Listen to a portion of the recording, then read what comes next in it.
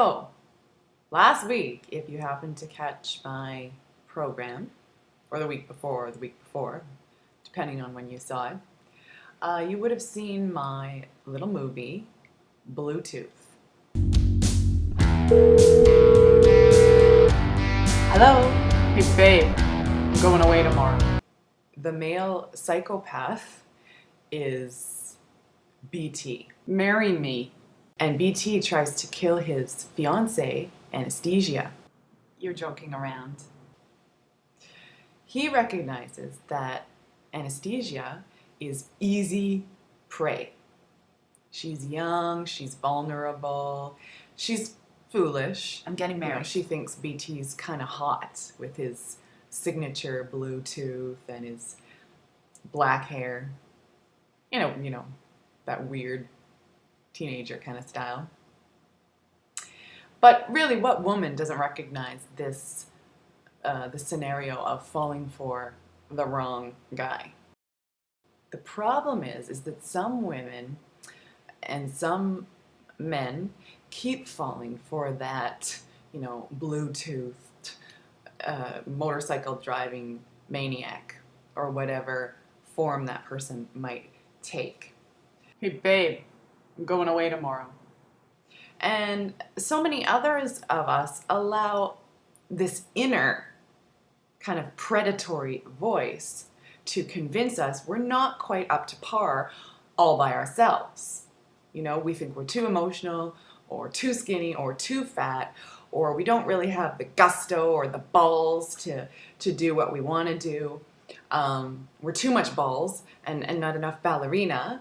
OMG, it's disgusting the way we think about ourselves sometimes. And sometimes men have this innate attacker too. Your penis is small, your balls are barely medium, you're not smart enough, you're not ambitious enough, you're not cool or suave, you're not all that funny or handsome, you don't have the right lingo. It just goes on and on. You definitely aren't making enough money. So BT is a representative of a predator.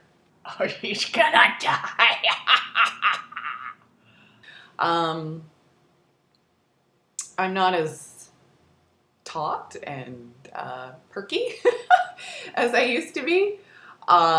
But I'm also this person who feels like I'd be totally wasting my time spending, more than 2 to 3 days working out or exercising and giving into society's pull towards ultimate fitness and body conditioning.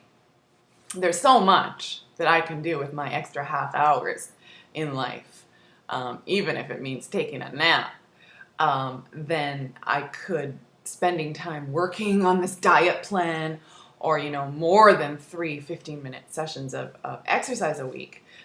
That just feels like a real invasion of my personhood.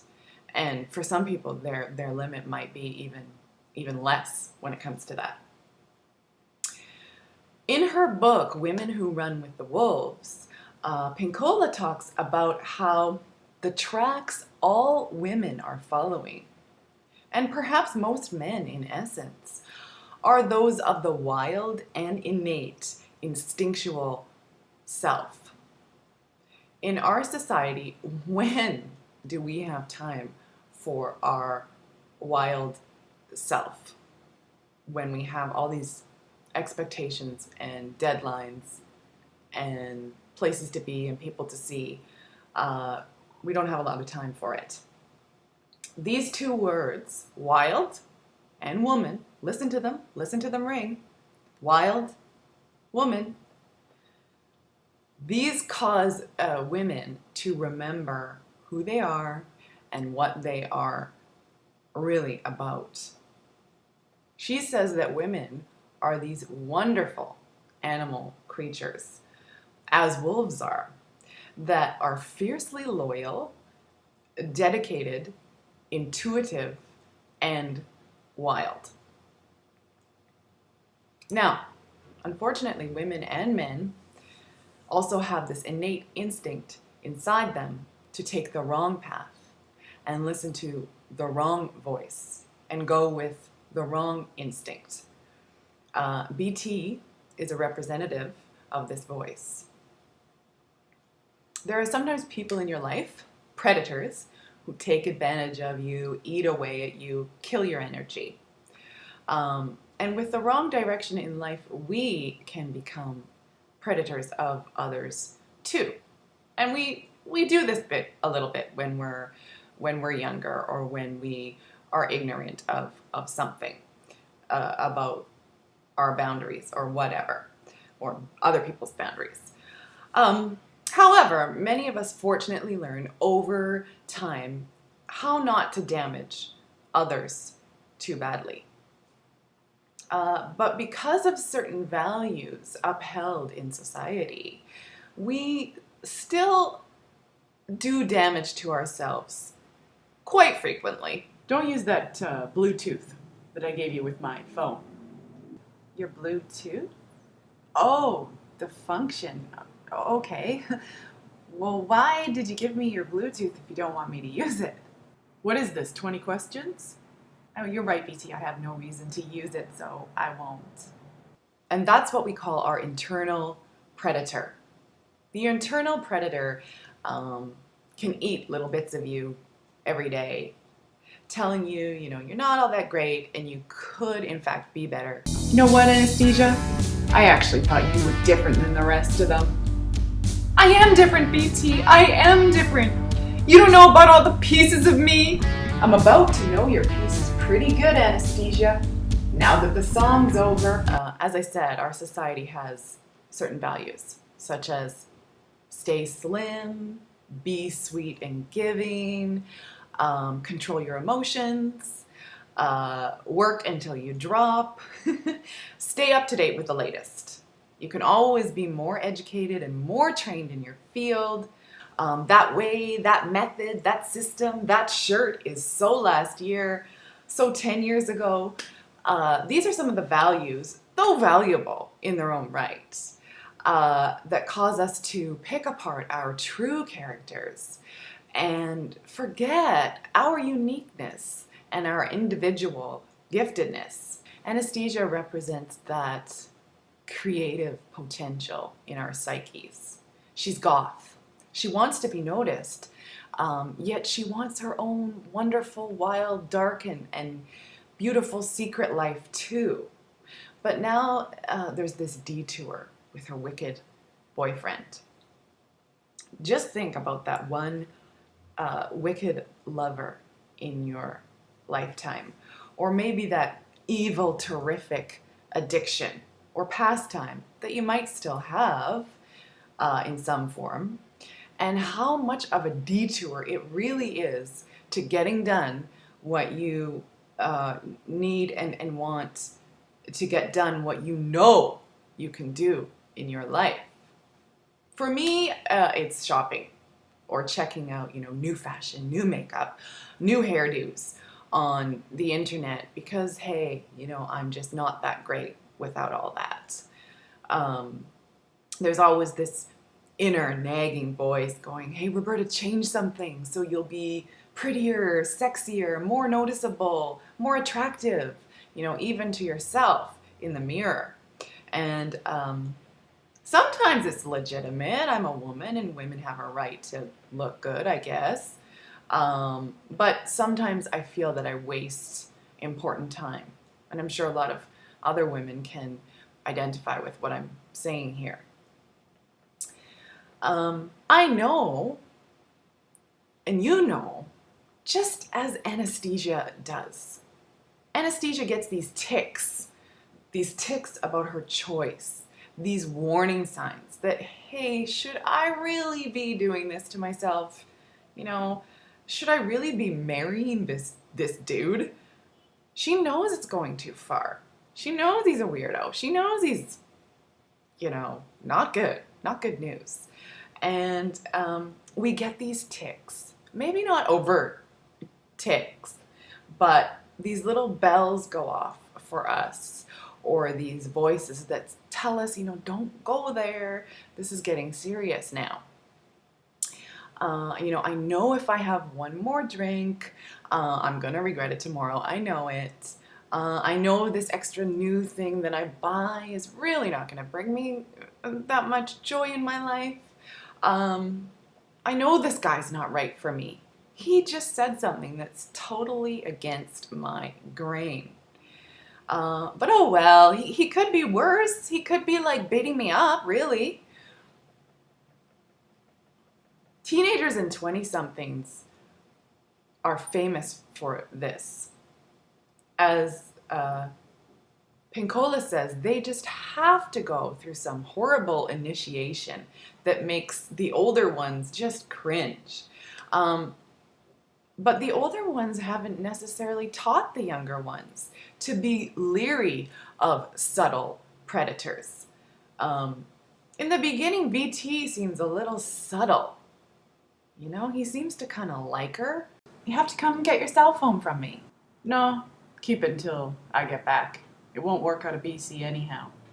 Besides, you need it with your parents taking away your phone privileges and all.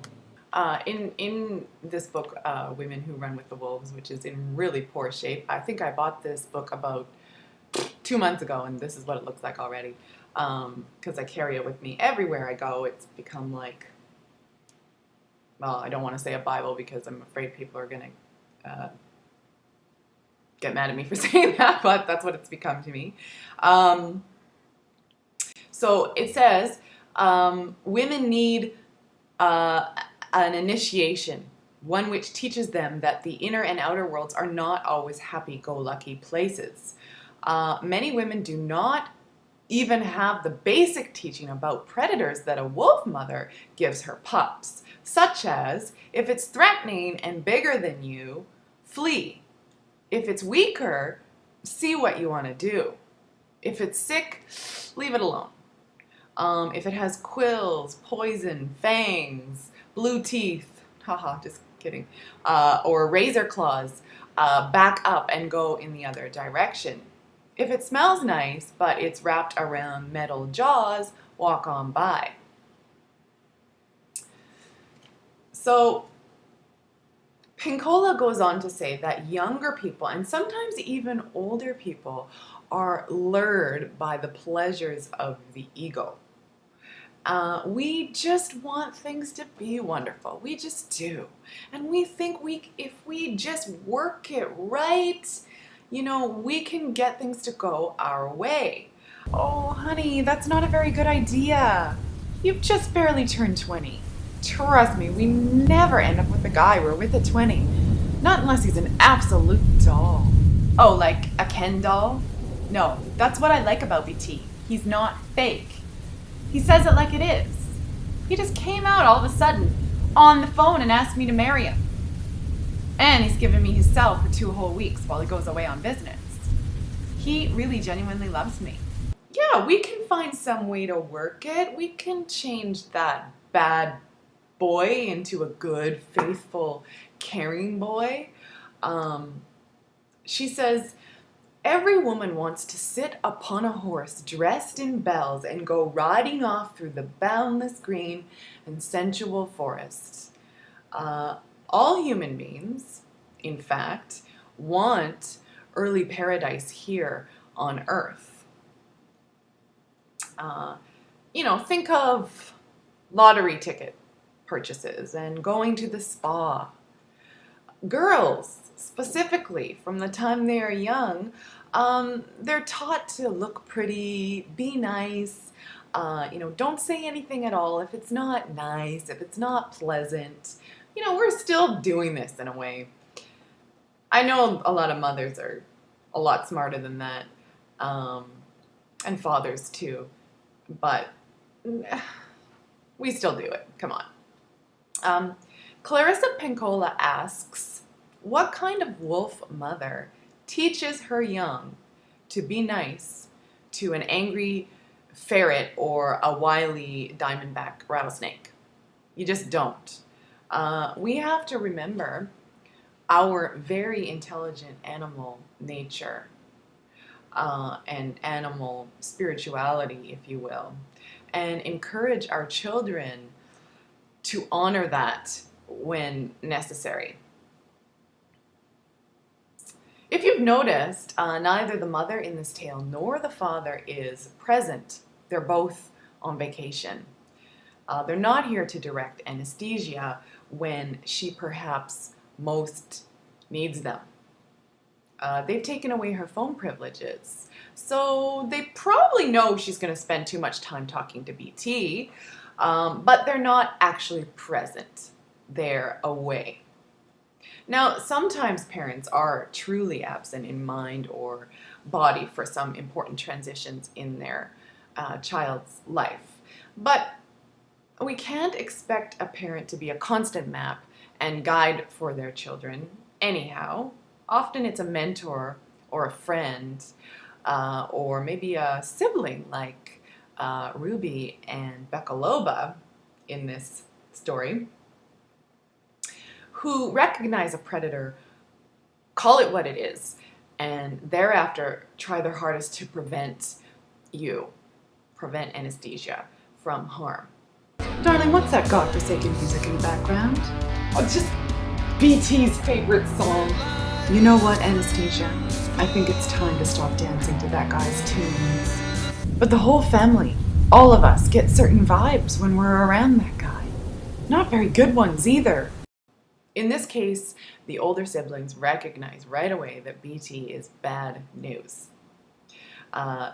The siblings in this story, Becaloba and Ruby, represent the somewhat older ones in you that know, you just know deep down what's right and what's not right for you. But you don't, we really often don't pay attention, sometimes until we're like 85 and on our deathbed, I'm sure. Anastasia is in fact under anesthetic. She doesn't react to BT's poison. She's numb to it. And this is why I've given her the name Anastasia. It's like she's being fed his poison by a slow drip method. And bit by little bit, she feels BT's injections. Whereas Becaloba and Ruby tell her right away that he's giving off bad vibes and he's totally draining her. She herself knows this too, but she's still too numb to realize it fully, to admit it. She's in a blur-like state or trance, gradually becoming more and more aware of how much of an all-out no-no BT really is for her. Oh my God, BT, no! You didn't trust me, and now I can never trust you. Oh, BT, You're gonna please, die, no, woman. no. This headset has some kind of connection to the dead. Oh my God. These are the women that BT must have... Oh.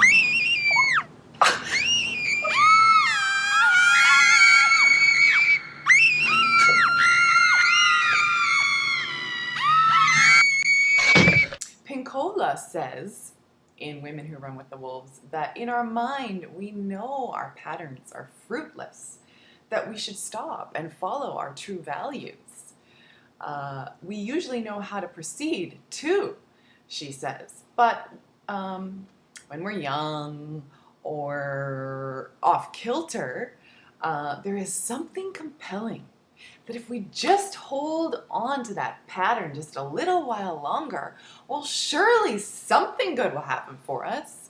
You know, we'll eventually win the lottery, or we'll become a real knockout beauty, or this husband or boyfriend will finally love us the way we need to be loved or want to be loved. You know, never mind the money we're going to blow or the time we're going to spend desperately trying to change our circumstances or change this person. The headset represents a couple of things, a few things perhaps. It's certainly a communication device. And when BT forbids Anastasia to use it, he strips away her natural instinct for curiosity that leads her to discover what lies beneath. The obvious, That's my girl. Because if you do use it, I'll kill you. He just came out all of a sudden on the phone and asked me to marry him.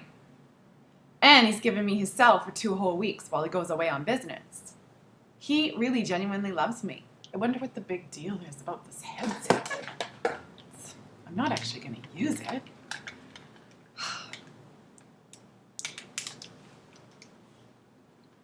We all have a need and a right to dig deeper and do our own research and, sniff into things further as an animal would.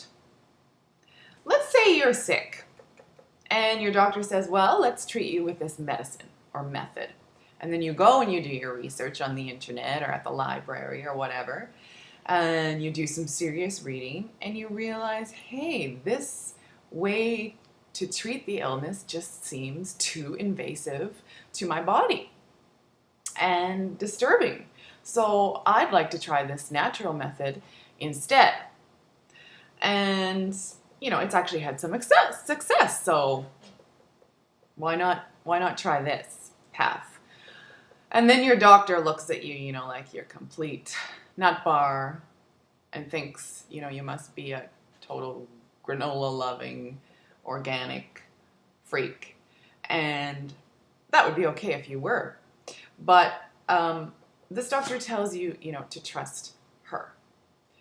And we often do end up following her exact orders because we're not encouraged to listen to our inner voices or take our own path. It's always highly suspect. When women and men finally open the doors to their lives, or, like anesthesia, listen to that audio horror show of their lives and take a deeper look inside at what's really going on, they realize how dead and damaged and drained they are, or they have become. For instance, maybe they've had high hopes for a relationship, desires for a relationship, a real relationship, but they aren't living that kind of relationship that they've worked towards and value. Perhaps we've had hopes for a work of art or an accomplishment or success of some sort, but we've abandoned it. We're depressed for, a long time, and we don't really know why. The antidepressants we're taking aren't even working anymore. When we finally make such a gruesome discovery in our psyche,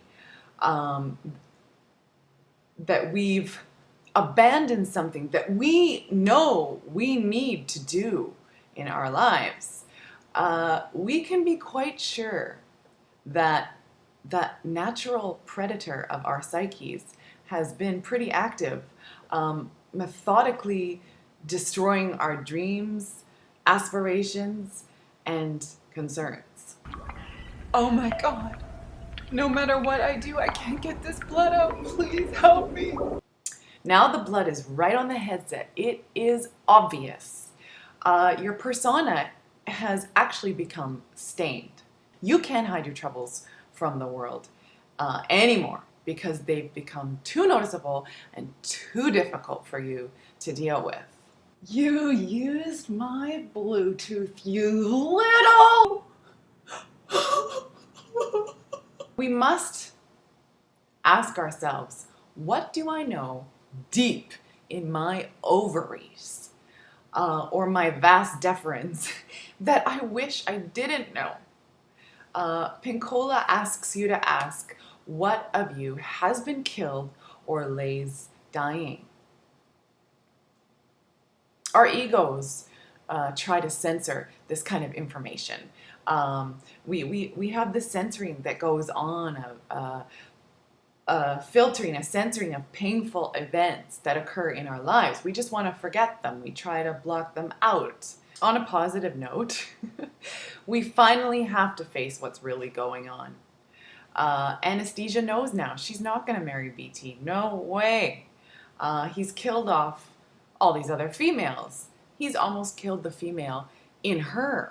BT, if you're gonna murder me, can you give me a few minutes to listen to my favorite music before I go? What music? Bonson Fight Park. All right. I'll let you listen to them. One song, and then you're done. When an animal feels threatened, it engages in what Clarissa Pinkola calls backtracking and looping, diving underground to escape and then popping up behind the predator's back. This is what Anesthesia does when she asks for time to listen to her favorite music before BT kills her. And this just happens to be BT's favorite song. This is how she bides her time. And we engage in backtracking and looping in our lives too. When we interpret our dreams, read the tarot cards, reflect deeply, talk to our friends, and analyze. These are ways of diving down and coming up behind the issue and seeing it from a different perspective. You have to get brother to come over here right away. He's not answering his phone because he thinks it's BT phoning him. I have BT's phone. I used BT's Bluetooth, and now he's about to kill me. You used his Bluetooth, and now he's about to kill you. Oh God, and this is a deeply disturbed relationship. Women and men plead their escapes too, whether from a destructive lover or mode or job. We bide our time like Anne, and we call up our power internally before we actually make an external change. And when we understand that we've been prey, P-R-E-Y, in our inner or outer worlds, we can't bear it. It really strikes the root of who we are. And we need to kill that predatory force and get rid of it for once and for all. Roberto! What are you doing with that bathroom plunger?